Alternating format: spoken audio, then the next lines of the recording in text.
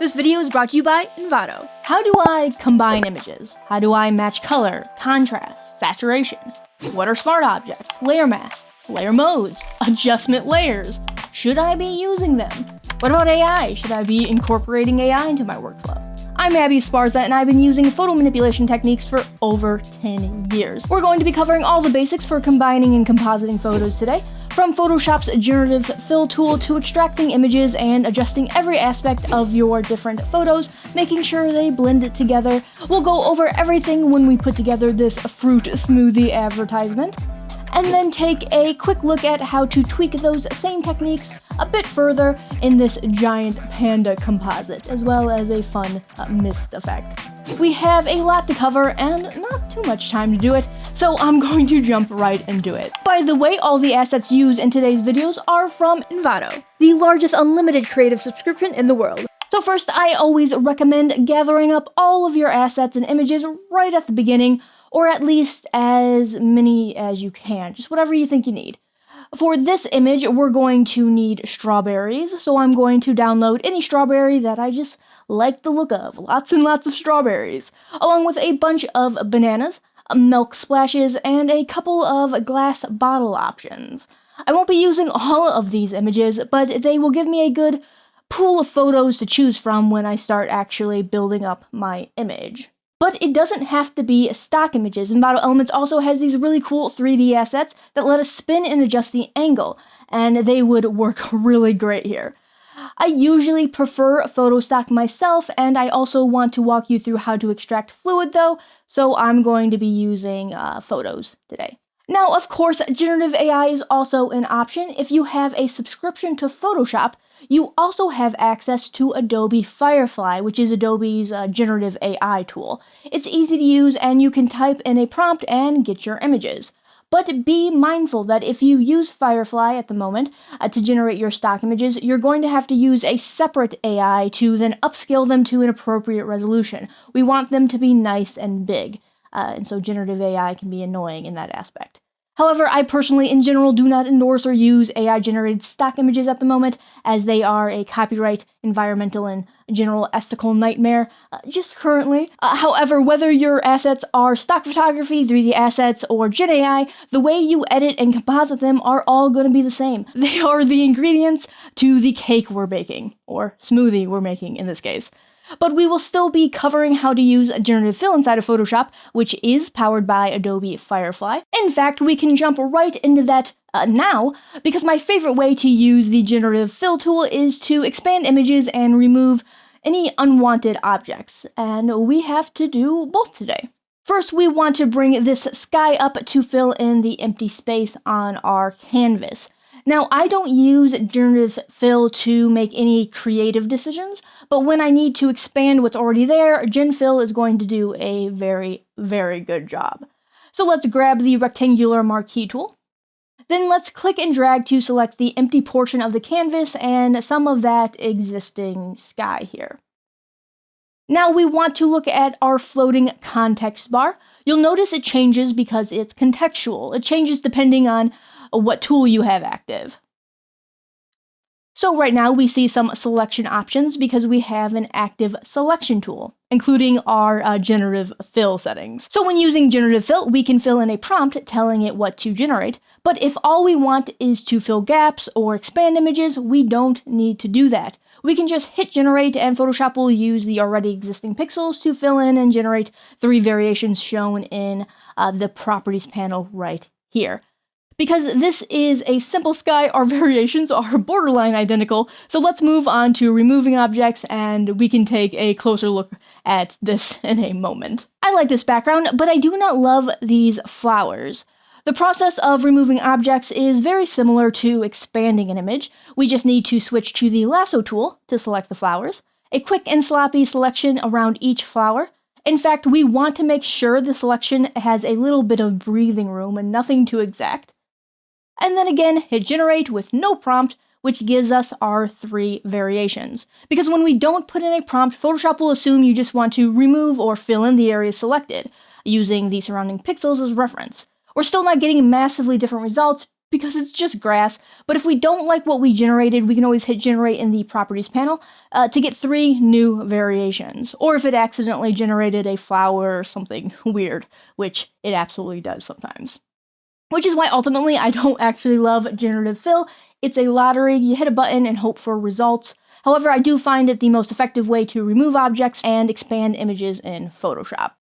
I want to move on to extracting images though. There are multiple ways to do this, but we'll be covering my favorite 2 because they are super quick and super easy. First, the Object Select tool. All we have to do is select the Object Selection tool and click on the object we want to select, who would have thought, which will be highlighted in pink. Now this is going to work great on busy backgrounds too, but it's extremely effective on simple backgrounds like this. With our selection, we can go to the bottom of the Layers panel and add a layer mask.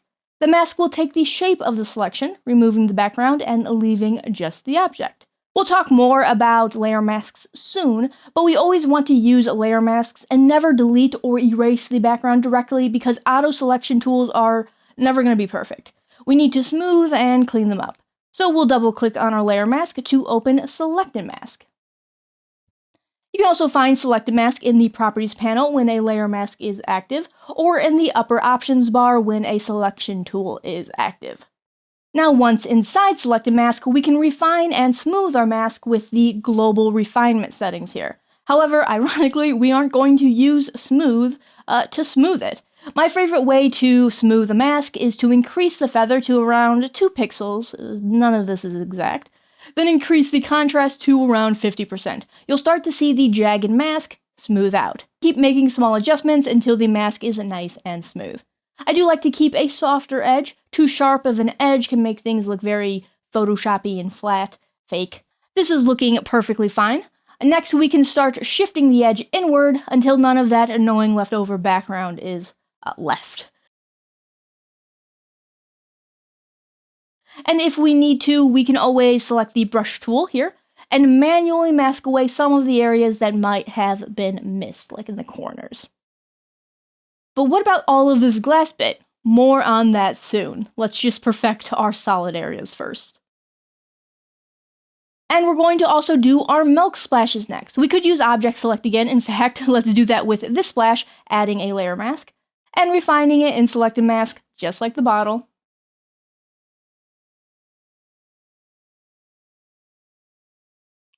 Super easy.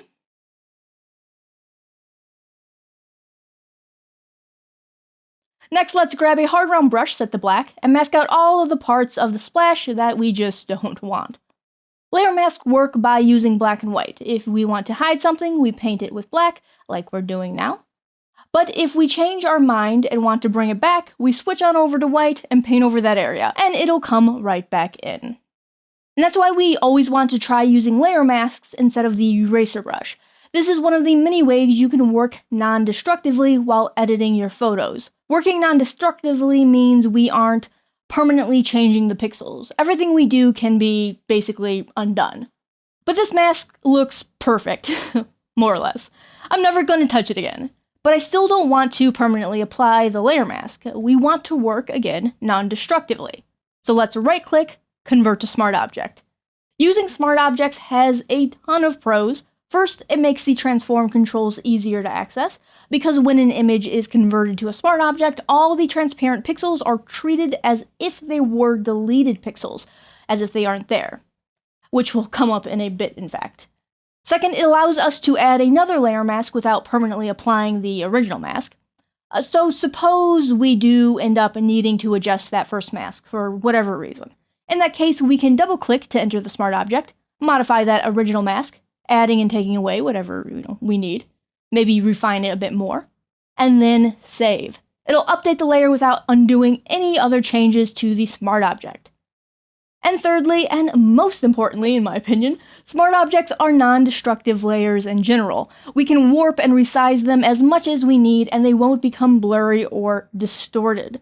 They also use smart filters, which means if I add in image adjustments, brightness, contrast, that adjustment won't be applied directly to the image. I can always go back and adjust those settings at any time, and for that very reason, I'll be using smart objects throughout this entire edit, and I highly suggest you use them too. On to extraction method number 2. Blend if. We'll use blend if to extract this splash, making sure to keep this little bit of transparency where the milk is kind of thinner. Let's double click the layer to open the layer style panel. And we want to look down here at blend if. A blend if is super simple. If you want to blend away the lighter values of your image, use the white toggles. Then you can use the black toggles to blend away the darker values, which is what we want in order to remove the black background. We can hold Alt to then split these toggles, giving you a smoother blend. Don't overly focus on where I'm placing these toggles. Blend if is entirely visual. It'll change from image to image. There are no magic settings. You just slide the toggles and watch what's happening. Here we're just trying to dial in on removing all of that black and some of the darker values in the milk.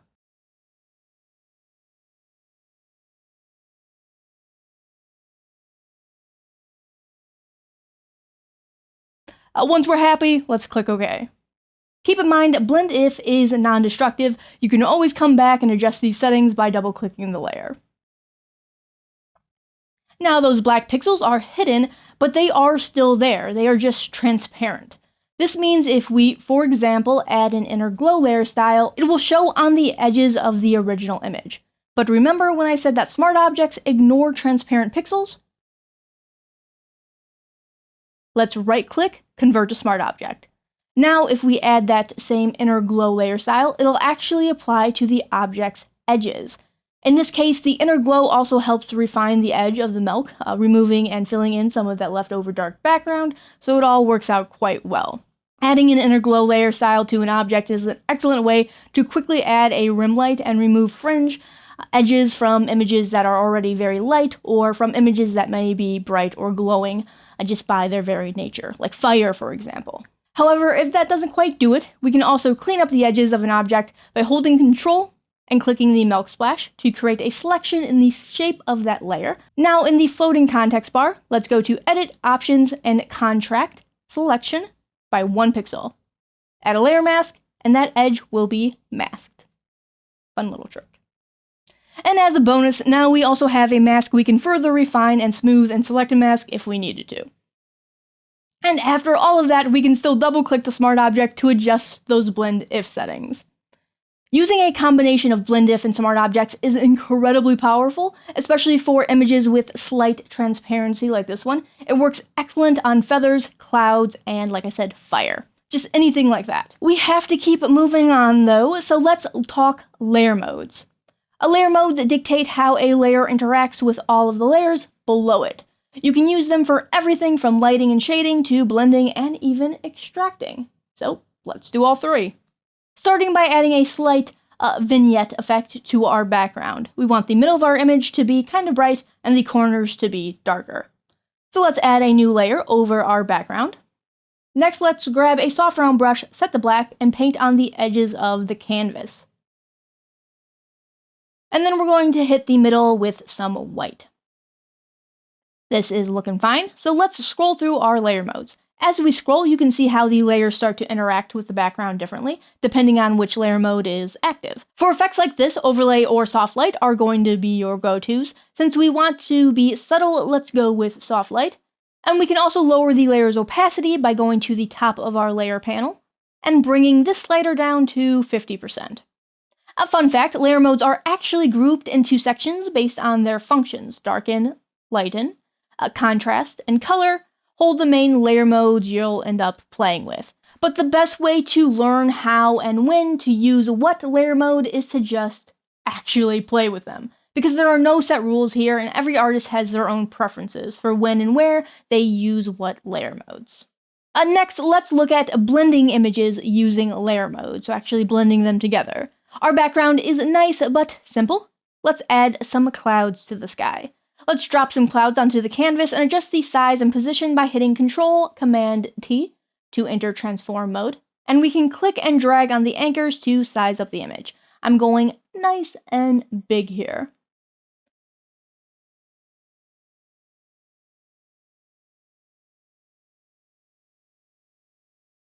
Now we can go through all the layer modes to see how they all look. Again, soft light is giving me the subtle clouds that I want. Let's add a layer mask and use a soft round brush set to black to mask the bottom of the clouds of the grass, but keep a small amount on the podium. This will create some ambient light, some bounce light from the blue sky, and this will help give things a more cohesive look. But let's get a bit more fancy. Let's use layer modes to add shadows and highlights to our jar and make the glass transparent. Let's duplicate our milk bottle by clicking, holding Alt, and then dragging it below the original layer. Now, alternatively, you can press Ctrl/Command-J to duplicate the current layer you're on, and again, we want to bring that duplicate below our original layer. I prefer the Alt and drag method, so you'll see me doing that most of the time. Next, right-click on the layer mask and delete. Then let's change the layer mode to multiply. Multiply will only show the dark parts of the image, which is perfect because all we want is the shadows. We only want the dark parts of the image. In fact, let's turn our original layer right back on, and we can see that we have a perfect shadow cast by the actual object. Can't get more accurate than that. However, we can edit and refine that shadow if we need to by using Image, Adjustments, Curves. If we want the shadow to appear tighter, or if there's a little bit of background left over, we can take this top anchor and bring it outward, which will brighten the image. If we want to darken the shadow, we can take this bottom point and drag it inward, darkening the image. That said, I like how the default shadow looks because our image is already so bright. Using curves to refine this technique is usually necessary though, more oftentimes than not, so I definitely wanted to show you that. But what we do want to do is go to Image, Adjustments, Hue Saturation. We want to click Colorize and add a bit of blue to our shadow. Now, it won't always be blue, but we never want our shadows to be flat, gray, or black. Shadows are almost never grayscale. They always have a little color to them. Gray shadows are going to make your images look muddy. We'll talk about that a little bit more in a moment, but using hue saturation is a great way to inject a quick bit of color into your shadows. But what about the neck of our bottle here? Let's turn our original bottle into a right-click smart object and add a new layer mask. All we have to do is take a hard round brush, set to black, and remove all of that glass. We want to leave the milk and the cap, so we're just removing the empty glass here. And just like that, we have a transparent piece of glass, thanks to multiply layers. But we're not done. We can also use layer modes to add lighting and shading to the bottle. While I liked the shape of this bottle and its look, I preferred the shine of this bottle. Luckily for us, they are very similar shapes. All we have to do is take this bottle and size it to something similar to our original. We want to get it to be as close as we can. Then we'll hold Alt until we see this icon of a square and an arrow pointing down, and we'll click to clip this layer into its original. This is called a clipping mask. That means this new bottle will be contained to the pixel boundaries of our original bottle. So next, let's change this glass layer to multiply, again leaving us with only the darks of the image. And let's go to Image, Adjustments, Curves to increase the intensity of the shadows by bringing in that bottom point. We also might want to increase the white slightly to help define the darker areas. And that's looking good. Let's lower the layer opacity to 15%, which will give our glass bottle a nice bit of dimension and shadow. Just a bit. But what if we want even more shine, not shadow? We can duplicate this multiply layer and change the layer mode to lighten. Let's also bring the opacity back up to 100% just for now. So lighten will keep all of the image's highlights and blend away the darker areas, basically the opposite, leaving us with the shine of the bottle and nothing else. It's basically the opposite of multiply, like I said. And because we're using smart objects, we can adjust the curve settings if we need to. Finally, let's bring this layer opacity down to around 50%, and with just 3 layers and 2 layer modes, we went from this to this. Using layer modes to grab highlights and shadows from different images is a great way to save time and also achieve that hyper-realistic look that I'm personally a massive fan of. Bringing us to composition, we have a bunch of parts, but nothing is really put together. Ultimately, we want to create the effect of a bottle made from fruit, like a smoothie campaign. But before we start randomly placing fruits, let's start with placing our milk splashes. That way we can use that as a guide to where we're going to actually put our fruit. Let's take these twisting splashes of milk and place them so that they are above the bottle. We're going to hit Control/Command-T to enter transform mode, and we can use the anchor points to angle the splashes so that they point towards the main bottle here. We want to use these splashes to lead the eye and, like I said, form the future fruit. We can also use our floating context bar to quickly flip the layer horizontally or vertically if needed. In fact, always keep an eye on your context bar. It'll hold some of the most common settings and options for your different tools. It's kind of its job. If we want the image to be anchored to a certain spot, we need to move this middle anchor to that area. Now when we turn the layer, it'll rotate from the place it's anchored to, and this will come in handy when placing our fruit as well, so put a pin in this. Kind of a button. This bigger splash is pretty much perfect, but our other two definitely need some work. We can of course use layer masks to shape and trim our milky splashes. Absolutely do that if you need to. We want this splash to appear like it's wrapping around the bottle from the back, so let's add a layer mask and use a hard round brush set to black to mask away the parts we just don't need. I also recommend adding a bit of feather to the edges of your mask, like I said, so they aren't too hard. We can do this by clicking the mask, going to the Properties panel, and adding a feather of around 0.5 to 0.9 pixels, just a tiny amount to remove that harsh edge. And this is looking good. For our last splash, we want to wrap the milk around the back of the bottle like it's being almost cradled by the milk. Let's hit Control-T to enter transform mode and do some quick resizing and shaping, seeing what angle and orientation is closest to what we want the effect to be. It won't be perfect though. We definitely need to do some manual warping. So in the upper options bar, we can hit the icon to enter the warp transform mode. Warp transform is incredibly easy to use. We just click and drag. This lets us warp the layer and change its shape. If you need more control, let's say you only want to warp one section of the image, you can add more splits or guides. Let's right click and create a crosswire split sectioning off the top part of the milk splash here. Now when we warp and move this area, the rest of the image moves less. And we can create as many of these splits as we needed until our splash shape is perfect. There are multiple different ways to warp and change the shape of objects and layers in Photoshop. Still, the warp transform mode is an excellent option for most things. And we can finish with some layer masking to eliminate all this extra milk we don't want, which is a weird thing to say in a Photoshop tutorial. With the milk and bottle done, we can finally drop in our fruit. I used Object Select and a layer mask to extract all the fruit here, turning each layer into a smart object, which I highly recommend. We'll use the bottle as our primary guide for placing our fruit, and we don't want to really worry about anything other than placement.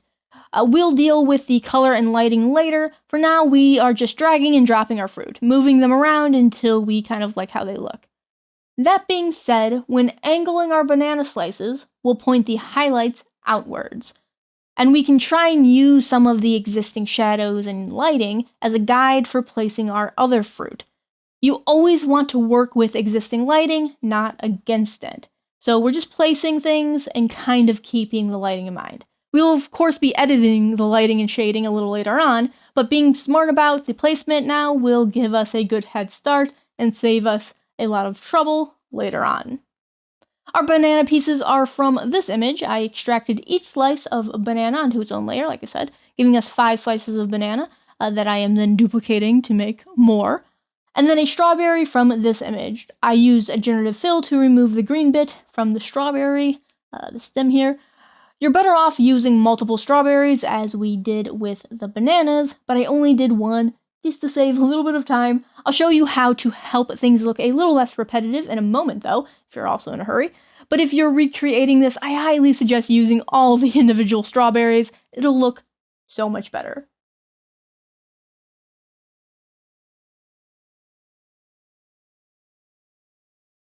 Take your time angling and placing the fruit. I'm going to skip ahead a bit though.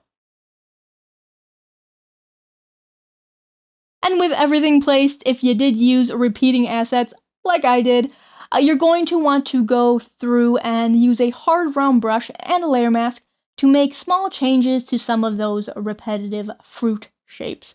Change up their shape as much as possible. You can go ahead and remove parts of the edges that feel, a little too dark or bright for the area they're into, which will help with lighting later on. Again, working with lighting or removing that lighting if it does not work with us. Also, we want to angle, flip, and resize the fruit to add further variation. Just anything that helps hide that these are repeating assets. We don't want them to be noticeable. But we have to move on to color, which our image desperately needs. Trying to eye and guess things like color, contrast, and saturation is an option, though it's not always the best one. We're going to create layers that help simplify our image so we can pinpoint and adjust the different settings more precisely, without having to guess. I call these layers check layers. You'll see why in a second. Let's start with a color check layer. Let's create a new layer at the top of our layer stack and go to Edit, Fill, 50% Gray. We'll also change the layer mode to Luminosity, which will show us the colors of our image. We can see that this milk is red, while this milk has a lot of blue in it, and the middle milk has a little bit of both. We can also see that our milk bottle is very yellow. To give us an even clearer picture, let's go to our adjustment panel and create a vibrance adjustment layer right here. And we're going to bring that above the gray layer and set it to 100% saturation. Now we can really clearly see the different hues. Let's group these two layers together using Control/Command-G. And we can also lock this layer by hitting this icon so we can still freely click on our different layers without this one getting in the way, which I suggest for all of our check layers. But let's fix this milk situation. We have many different options for adjusting colors. This time, let's choose Image Adjustments Hue Saturation, a goodie. Because our milk is white, any color it has would be the colors being reflected from its environment, for the most part. We want to check Colorize when turning an image into one consistent color. That's what Colorize does. And now we just want to dial in the hue setting so that the blue shade matches the kind of blue in our sky, which is what I feel like that milk would be reflecting. And we'll also lower the saturation because we know that this is a white object. However, we will adjust saturation even further in a moment. Right now, we want to repeat this step with each milk splash and a bottle of milk, turning them all into one consistent shade of blue.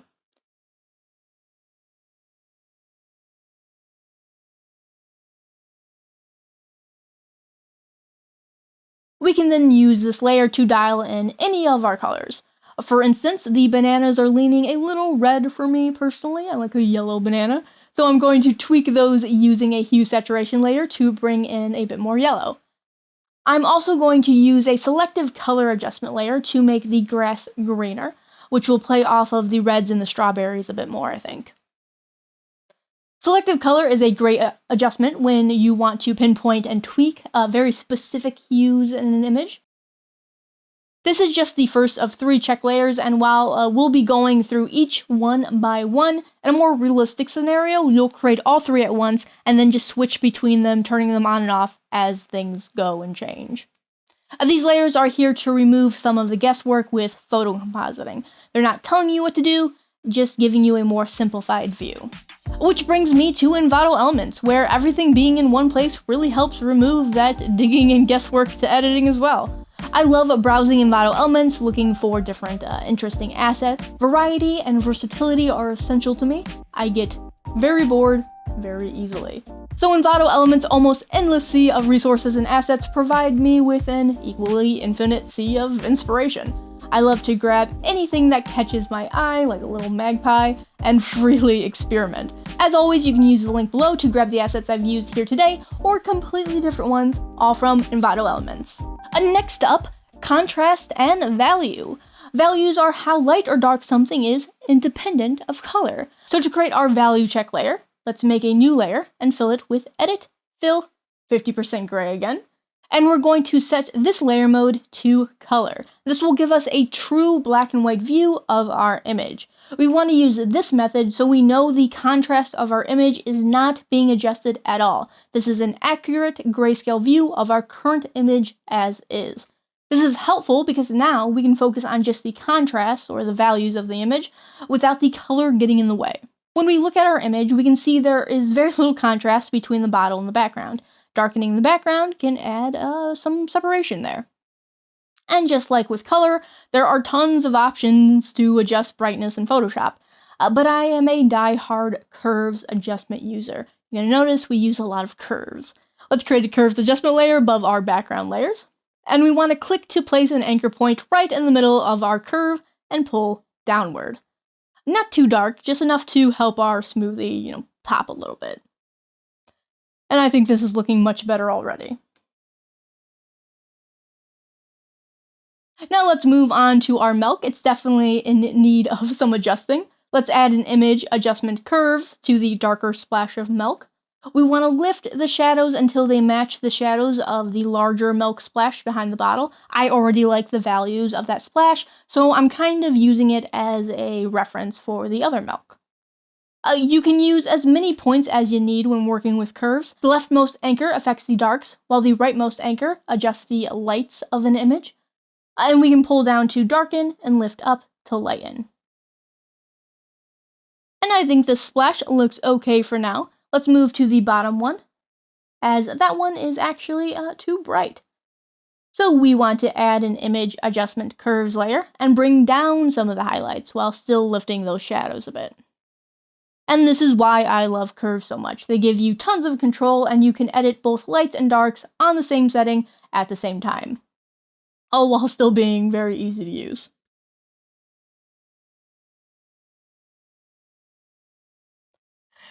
This is looking fine for now. We can edit it later if we need to, and I always need to. Now for our bottle, instead of using smart filters, we want to clip a curves adjustment layer into that bottle here, and give it the same treatment, lifting those shadows. We want to use a clipped adjustment layer instead of a smart filter, because all of the other layers are clipped into the bottle as well. We want to make sure all of those layers are edited simultaneously, so we want to make sure this curves layer is clipped above the already clipped layers. I'm going to leave the bottle a little darker so it's obvious that it's a glass container, however, which will darken it a little bit. We're going to switch back and forth between all the curve settings until everything is nice and consistent. With the milk looking fine, we can start to give the fruit the same treatment. But here we really just want to make the innermost fruit a bit darker and maybe adjust the strawberries a bit. We can absolutely use curves, but we can also opt for a quicker option: image, adjustments, brightness, contrast. The sloppier version of curves. And we can click and adjust all the fruit tucked in the back to be darker. We are really just focused on the general values at this stage. We'll get into more lighting and shading here in a moment. We're just adding some depth to a giant pile of fruit. In fact, I'm finishing this up really fast because we will further fine-tune and edit all of these pieces of fruit coming up anyway, so. It looks fine for now. Let's move on to our last check layer, which is going to be saturation. Saturation is a subtle setting, but an important one. I personally mess it up a lot. Our strawberries are radioactive, for example, and our bananas should be much paler in my opinion as well. Let's create a saturation check layer, which is a selective color adjustment layer, right at the top of our layer stack, just like the other two. And we want to go through all of the color channels and bring the blacks down to -100.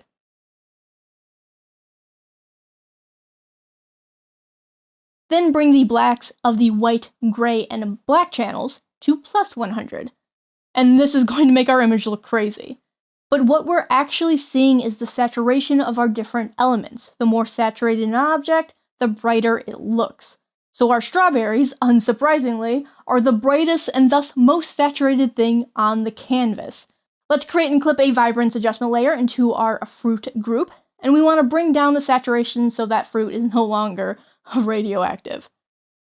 Now you might want hyper vivid and saturated colors. I tend to lean on heavily saturated colors a little bit too much, like I said, but maybe not in our smoothie ad.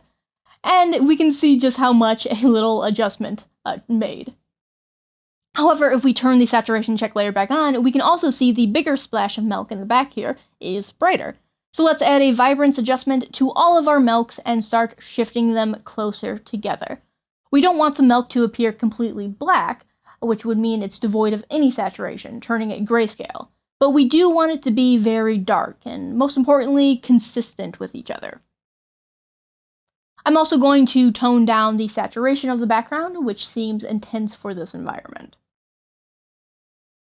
I was always told never to oversaturate the sky or grass because humans have been staring at them for millions of years, so I guess it makes it really easy for mistakes to be spotted. Time to wrap this image up with some lighting and shading. We were able to fudge some shadows and lighting by being kind of clever with the placement of our fruit, but we definitely need to spot treat. We need to actually paint some lighting and shading. We have several ways to do this, so let's cover the two basics.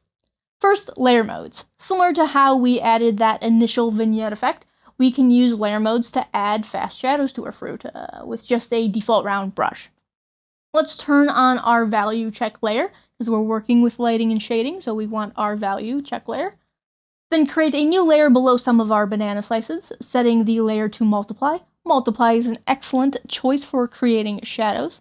I'm also going to bring the opacity down to 30%, but feel free to play with that once you paint your actual shadows. Since our bananas are pale and our strawberries are bright red, the bananas will catch some of that red color. It's going to be a bounce light. So let's choose a deep shade of red for our brush color. And we're going to darken the inner areas of our pile of fruit, adding a bit more depth.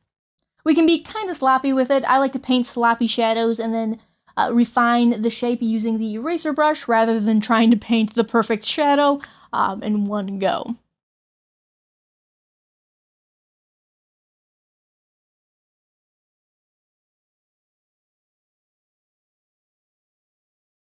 However, my favorite trick for cleaning up shadows is using Blend If.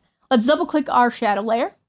Now instead of messing with this top slider, we'll focus on the bottom slider. This will blend the layer based on the values of the layers below it.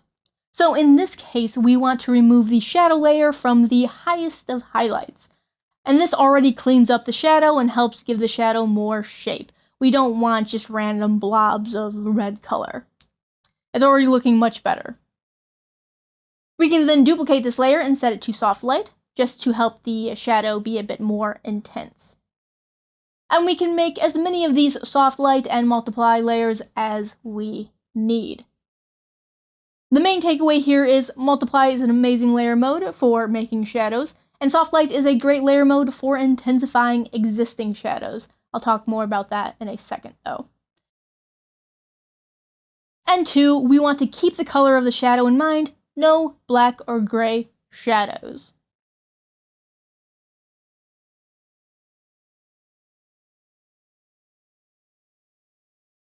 And with that all done, we can do the same, but using clipped layers. So let's create a new soft light layer above one of our strawberries here.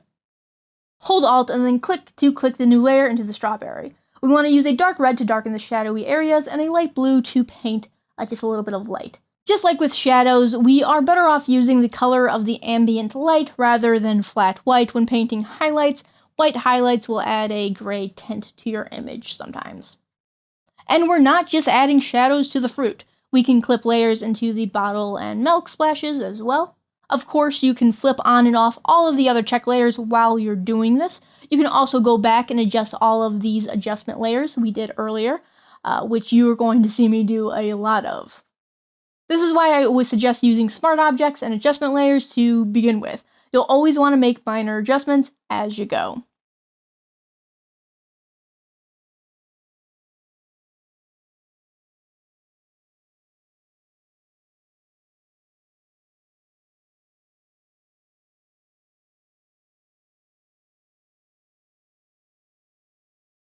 But while layer modes are great for creating and adjusting light and shadow, adjustment layers are just as powerful. Some of these bananas have an intense highlight.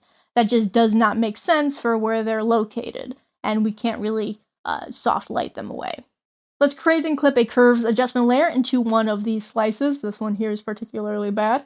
We're going to bring down the highlights, which will leave with a little gray, little muddy piece of banana. So let's go into the blue channel and bring the shadows inward. The opposite of blue is yellow, which will bring yellow back into those darkened highlights. But we only want to affect the highest of highlights. And when we want to pinpoint a layer based on values, we use blend if. We're going to remove this layer from the dark and midtones, targeting only the highlights, and really the highest of highlights. This is looking good. We can lower the opacity if we need to bring back some of the highlights as well. We can then copy and use this layer on any slice of banana that is slightly too bright, especially for their location. And now we have all the tools to just keep tweaking our image. We can also make some final global adjustments, creating layers that tweak the color and contrast of the entire image. So using global adjustments by creating layers at the top of your layer stack or clipping layers into groups is a great way to bring everything together and give everything a more consistent look. An excellent option for that is selective color. Selective color lets us fine-tune the image's different colors and adjust their values. So we can make the sky a slightly better shade of blue, in this case. Maybe make the grass a bit greener. Refine the strawberries reds further, because they're giving me trouble. We can also adjust the color of the image's global highlights, midtones, and shadows. Curves and color lookup layers are other fantastic global adjustments you can place at the top of your canvas. We'll be keeping things simple with our smoothie here, but this method can yield some very dramatic or even cinematic color grades. And for our last section, I want to switch over to this giant panda composite, and we have four main components. The landscape, our panda, of course, a group of fog layers or misty fog, and our color grade, which pumps up the image's contrast and vibrance, along with adding a bit of warmth to the highlights. And just like before, we have our check layers at the top of our layer stack already made. We'll use those layers to help blend our panda into her new environment. We really want to focus on how this isn't a step-by-step process, but instead, we're really just adjusting as we go, using those layer checks to help us make creative decisions. But let's start with our shadows, which means we want our value check layer turned on. Let's start by clipping a curves layer into the panda and adjusting the curves so that the base lighting better matches the existing environment. It won't be perfect, but we just want to get her closer. You can also adjust the lighting and contrast of the environment if you need to, but I'm just going to focus on the panda today. In fact, she's looking good. Next, I suggest laying down your initial shadows. They don't have to be final or perfect, just something that'll help you connect your panda to their environment and help you visualize your whole scene better. So she's not just floating there. Here are my golden tips for painting shadows. First, try and color grab directly from existing shadows using the color dropper tool. Ideally, the shadows of the surface you're painting on. So in this case, we want our shadows to be a darker magenta-y color. Certain objects, like glossy or shiny objects, will be more likely to reflect some of their own color into their cast shadows. It can absolutely happen. But more oftentimes than not, you want to grab from the surface you're actually painting on. Whatever color you end up choosing, though, you should not use gray or black. One more time. Even shadows on black surfaces can have tinges of another color, like blue or brown in them. When painting shadows from scratch, paint on layers set to multiply. Multiply is the layer for shadows. When enhancing existing shadows, though, that's when you can try layers like soft light or even overlay. Number 3, I like to use the sandwich technique, where shadow layers are placed both under and over the subject. If needed, you can also clip a layer inside of the subject over any of our curve or color adjusting layers. And this really lets you build your shadows up slowly and adjust the opacity of each layer separately. Number 4, speaking of building up, make sure to lower the flow setting of your brush. This will control the amount of color your brush lays down at once, and it works with both a mouse and a pen tablet. If you're using a mouse, try going as low as 1 to 2% to really build those shadows up slowly and avoid creating giant, shapeless blobs of color. That's what we're trying to avoid. And finally, use blend if. Like in the fruit composite, we can use blend if to give our shadows more shape, and so they don't look like the previously mentioned blobs. Let's move on to color adjusting. Turning off our value check and flipping on our color check layer. We can see our panda is overly blue and green, which doesn't really match her environment. We want some of this magenta to bounce into the fur, and then her white fur would catch some of that warm light from the background. First, let's clip a curves layer, call it color, light, and we'll set it to color because we want to adjust the colors of our barrier. Because this layer will only adjust the lighter areas of our subject, I'm going to go into blend if and preemptively use blend if to remove the layer from the shadows.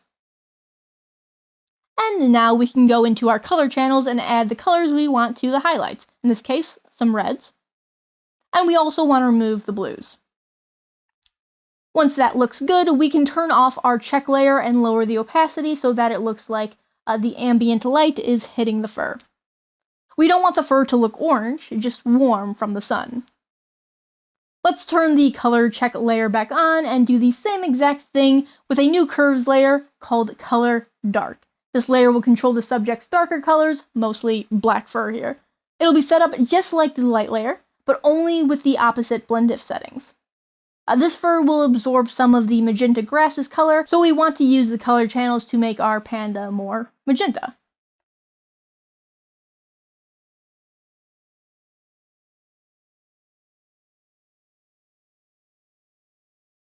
Now I'm noticing that the grass is pinker than it is magenta, so I'm going to use the same techniques to push that grass closer to the color I want using selective color.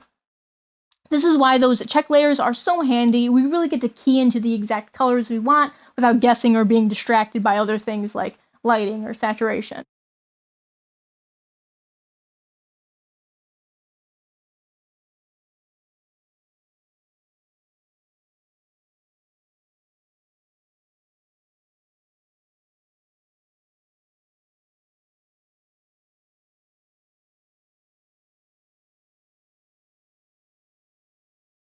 We can also remove some of that magenta from the upper part of the panda as it's further from the grass and would be catching more of that warm light from the sun.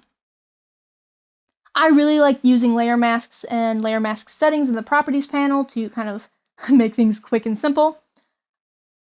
We'll want to lower the opacity of this layer mask as well, as it's too strong. Let's call this done for now. We can always adjust it later because we're what? Working non-destructively. Let's move on from color and do some saturation tuning, as it definitely needs it, though not much. Turn on the saturation check layer. We'll use a vibrance adjustment layer to adjust both the background and the panda, pumping up the panda and bringing down the background of vibrance. We'll add more overall saturation at the end, so while it's looking a bit desaturated now for sure, I prefer to bring everything to a similar range and then do global adjustments at the end. That way we can do just one big adjustment later.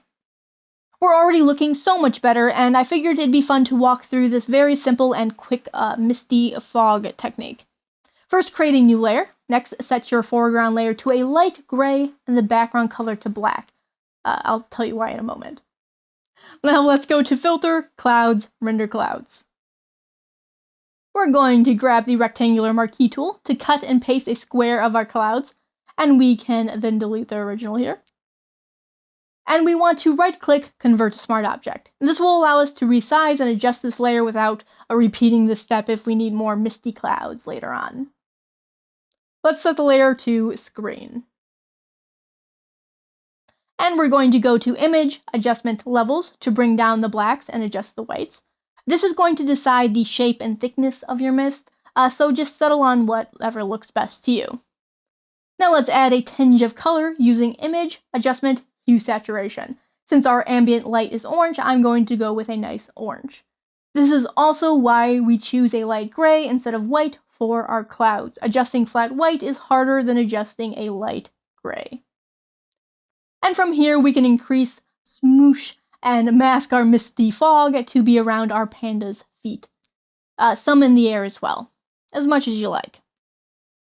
I also added some coming from the panda's mouth for a mini cold breath effect here. To finish up, let's add a new layer behind our panda and do a big swipe of soft white, bringing it down to 25% for some atmospheric haze. And we'll use our cloud texture clipped and set to darken into that haze for some added texture. And I think we're looking good, but very, very flat, very, very boring. And that's where our color grade is going to come in. A color grade is a set of layers at the top of your layer stack that acts as a global adjustment, adjusting contrast, color, and saturation, just like our smoothie ad. Let's start by creating a new curves layer and creating an S curve, which is where you create an S shape with your curve. This will add an instant boost of contrast to your image, and it's way better than a standard contrast layer because we can further adjust that curve to fine-tune the contrast, including adding new points if we need to. Next, a second curves layer, bringing down the blues and the highlights. This will bring more warmth to the lighter values, giving us a lovely morning sun feel.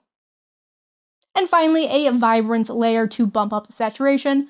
And let's group all of these together. And now, if we need to go back and fix any part of our image, we can either leave this group turned on, or turn it off, adjust things, and then flick it back on. I personally just leave it on so I don't have to keep readjusting the color grade according to whatever changes I made to the image. And these techniques are really the key to the kingdom to me, with those 3 check layers particularly being the perfect guide to blending most anything with most everything. I'd even recommend turning each one of those check layers into an action or preset so you can easily create them right at the start of your composite. At the very least, the value check layer. I find that one to be the most useful. It's the one I make every single time. And learning how to blend and combine images will make all of the super fun special effect type stuff way, way easier. In fact, I have tons of those special effect videos that you can combine today's techniques with by checking out some of the other videos on the Envato Tuts channel. I have tons of them. If you liked this video, consider liking it and even subscribing if you still need to, and click the bell icon to be notified of all new tutorials. Happy designing! See you next time!